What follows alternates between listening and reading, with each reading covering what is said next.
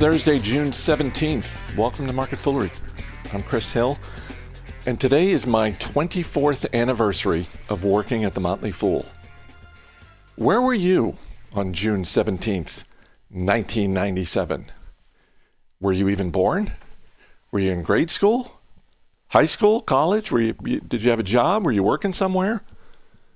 June 17th, 1997, I walked in the door at 123 North Pitt Street, took the elevator up to the office, and started doing the things that you do on your first day at a new job.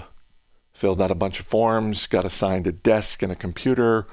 I was given an official Motley Fool mug with the original logo, which I think, I have this right, I think it was drawn by Julia Rydholm, who is the sister of company co-founder Eric Rydholm.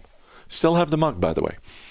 Don't worry, I'm not going to walk you through every professional memory that I have of the past 24 years, but I am going to share a little bit because there's no way for me to think about my time at the Motley Fool without stock investing being at the front and center of my brain. I had worked in the U.S. Capitol building for 6 years, so I'd been investing through the thrift savings program. But when I got to the Fool, I started learning about stocks and thinking about businesses in ways that I really never had before. You know, the idea that the numbers of a business are important, but it's not just about the numbers. The story of the business is important. The people leading it, that's important. And the more I've done this, the more experienced I've gotten as an investor, the more comfortable I've gotten with a few things that I did not realize 24 years ago. The role that luck plays in investing, the importance of being selfish, staying as even-keeled as possible for as long as possible. I've made investing mistakes over the past 24 years, and I will continue to make mistakes. I've bought stocks where I didn't understand the business and couldn't explain what the company does. One time I bought a stock when I was high. It was 1999. I'd had all 4 of my wisdom teeth out, and I was spending a few days at home recuperating, and my diet consisted entirely of milkshakes and painkillers. I was sitting on the sofa, channel flipping through cable because there's no streaming video, there's no Netflix. I'm flipping channels, and I get to C-SPAN. And there's a trade association that's having some big meeting in DC. They've got a keynote speaker, some young guy who'd recently taken his company public, and he's talking about the future of this industry. And I listened to the whole speech. And did I mention that I was high on painkillers? I was high on painkillers. And in this narcotic-induced fog, I remember sitting there thinking, this guy's brilliant. I like what this guy has to say. And I'm going to buy this stock. And I went to my computer and logged onto my account and bought shares of this guy's company while I was high on painkillers. I have come to realize you need to recognize luck when you see it. I have sold stocks before they cratered, not because I had any kind of amazing foresight. It just kind of worked out that way. You can do your research on a company and still attribute part or even most of your success with that stock to luck. I've done plenty of homework over the years, but there are different stocks that I can point to and say, oh yeah, that's due to luck. Yes, I did my homework, but really the timing of that one worked, that was luck. I mentioned the importance of being selfish. Let me explain what I mean by that. Facebook, Instagram, Twitter, these things did not exist in 1997. And part of being successful as an investor is knowing yourself, knowing the game you're playing, and realizing there are a ton of other people in the investing world, and they are playing a different game than you are. They have different timelines. They're in different situations, different stages of life. I'm not suggesting that you should live a selfish life, but you need to be selfish about your investing life. If someone is selling a stock you own or they're trashing it on social media, they're playing a different game. And it's more difficult to stay focused specifically because of things like Facebook and Instagram and Twitter. Just like people are posting photos of how they're living their best life, the investing version of that is people constantly touting their winners. So you got to stay focused. And that brings me to staying as even-keeled as possible for as long as possible. I just finished reading a book about Mike Nichols, who's the great theater and film director. You know, he did The Graduate and Who's Afraid of Virginia Woolf. And those are great films. Those are all-time great films. They're a little intense. They're not, they're not the kind of movies that you put on a Friday night at the end of a long week. He's done other movies that do fit that category for me anyway. Just fun, rewatchable movies like The Birdcage and Charlie Wilson's War. For those unfamiliar, Charlie Wilson, real-life congressman from East Texas, and in real life, and therefore in the book Charlie Wilson's War, and therefore in the movie, he teams up with a real-life CIA operative named Gus Avocados. Tom Hanks plays Charlie Wilson. Philip Seymour Hoffman plays Gus Avocados. Two great performances. I think Philip Seymour Hoffman got an Oscar nomination out of it.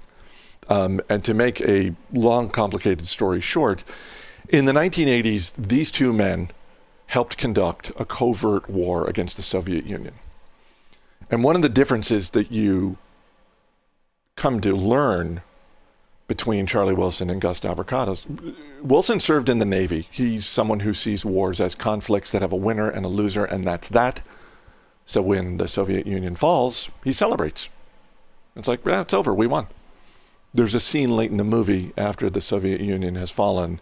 There's a party at Charlie Wilson's apartment, and he's standing on a balcony with Gus, and Gus is trying to get him to not be so excited about this victory, as great as it is. And he tells Charlie Wilson, and he's trying to get him to realize what's going on here, so he tells Charlie Wilson the story about the Zen master and the little boy. He says there's this little boy, and on his 14th birthday, he gets a horse, and everybody in the village says, how wonderful, the boy got a horse. And the Zen master says, we'll see. 2 years later, the boy falls off the horse, breaks his leg, and everyone in the village says, how terrible. And the Zen master says, we'll see. Then a war breaks out, and all the young men have to go off and fight, except the boy can't because his leg's all messed up, and everybody in the village says, how wonderful. And the Zen master says, we'll see.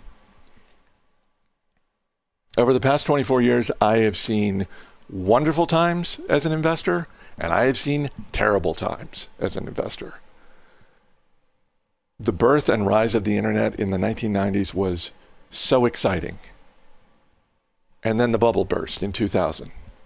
And then 9/11 happened.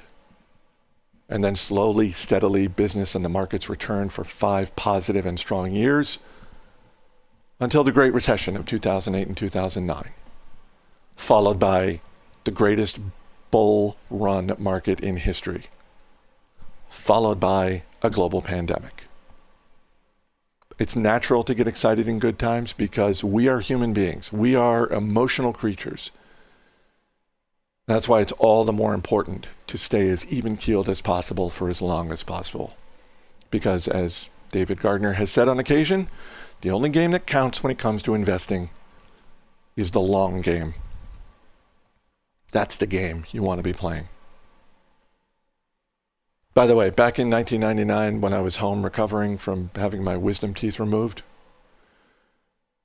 the trade group that was meeting in Washington, D.C. was the Association of American Publishers. The young CEO who was speaking was Jeff Bezos, and the company he had just taken public was Amazon.com. To borrow from the late, great Hunter S. Thompson, I hate to advocate buying shares of a company while you're high on painkillers, but the one time I did it, it worked out for me. But seriously, though, recognize luck when you see it. So, that's a few thoughts on the last 24 years. Where to from here? We'll see. I want to wish an early Happy Father's Day to all the dads out there. Best financial lesson my father ever gave me. He taught me the concept of being cheap. Not thrifty, although he did teach me about that. But I remember exactly where I was when my dad taught me what it meant to be cheap in the sense of being stingy, of being miserly. And that being cheap in that sense is nothing to aspire to. It is something to avoid. So yes, save more than you spend, invest accordingly, but don't ever be cheap. Just as we invest for the long term, there is no long-term upside in being cheap, ever.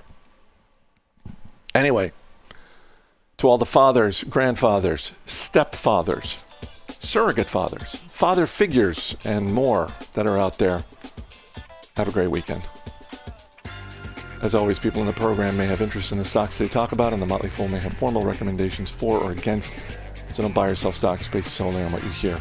That's going to do it for this edition of Market Foolery. The show's mixed by Dan Boyd. I'm Chris Hill. Thanks for listening. We'll see you on Monday.